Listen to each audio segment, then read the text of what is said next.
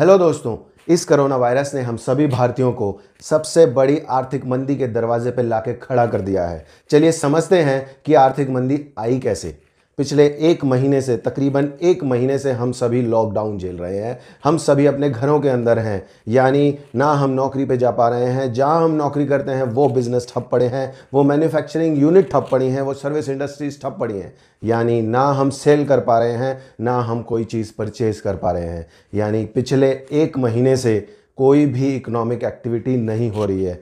इसलिए हम आज की डेट में पिछले 25 दिनों से हम ज़ीरो रेवेन्यू स्टेट में हैं, यानी हमारी कोई कमाई नहीं हो रही। यहाँ पर कमाई तो नहीं हो रही, लेकिन हमारे एक्सपेंसेस उतने के उतने ही हैं, या हो सकता है हमारे ट्रैवलिंग एक्सपेंसेस कुछ कम हो गए हों। तो इस वजह से हमारी जो बचत है वो कम होती चली जा रही हैं, हमारे जो रिजर्व्स हैं वो कम होते चले जा रहे हैं, लेकिन जनरेशन नहीं हो रही। IMF के मुताबिक पूरे विश्व में $9 ट्रिलियन का नुकसान हो चुका है। अब $9 ट्रिलियन को अगर मैं रुपए में कन्वर्ट करूं तो तकरीबन 688 लाख करोड़ रुपीस, और हिंदुस्तान 3.5% GDP शेयर करता है पूरे वर्ल्ड के साथ, तो तकरीबन उसके हिसाब से 20 लाख करोड़ का नुकसान हमारे देश को हो चुका है।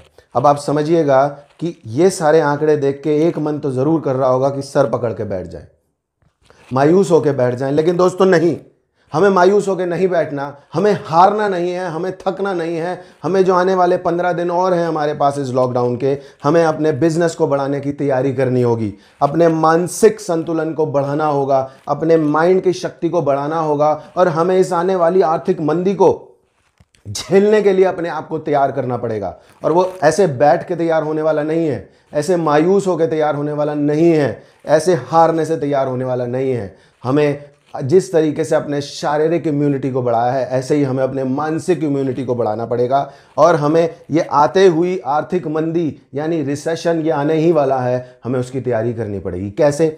हम सेल्स करते हैं, हम विजिट पे जाते हैं, हम दुकानों पे जाते हैं, या दुकानदार अपने कस्टमर्स पे जाते हैं। हमें डबल मेहनत करनी पड़ेगी, हमें दुगनी मेहनत करनी पड़ेगी वही बिजनेस को पाने के लिए। ये आप समझ लीजिए कि हम इस रिसेशन के सामने खड़े हुए हैं। ये रिसेशन का चैलेंज हमारे सामने है, और हम थक कर, हम हार कर हम इसका सामना नहीं कर सकते। हमें अपने आप को बहुत मजबूत करना पड़ेगा, अपने आत्मविश्वास को बहुत बढ़ाना पड़ेगा, तब जाके इस आर्थिक मंदी को हम झेल पाएंगे। तकरीबन ये अनुमान है कि ये 6 महीने से 1 साल तक लगेगा शायद इस आर्थिक मंदी या रिसेशन से उठने में।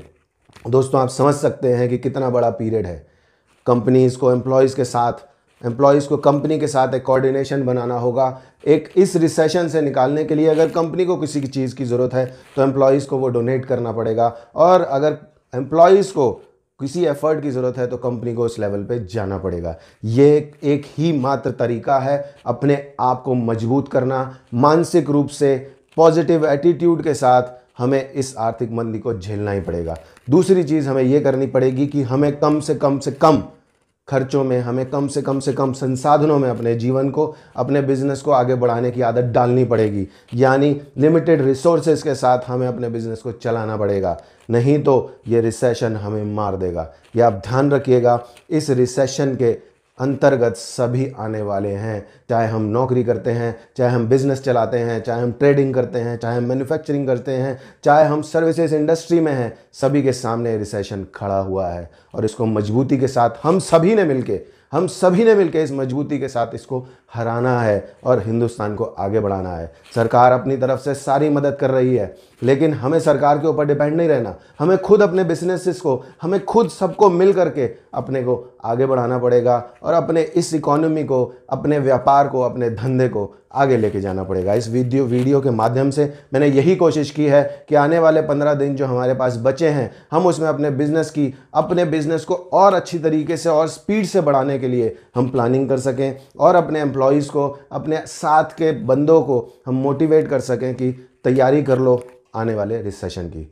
दोस्तों, अगर ये वीडियो आपको अच्छा लगा हो, आपको मोटिवेशन मिली हो, तो इसको ज़रूर शेयर कीजिएगा, और लोगों को भी ये मोटिवेशन की ज़रूरत है। बाय बाय दोस्तों, जय हिंद।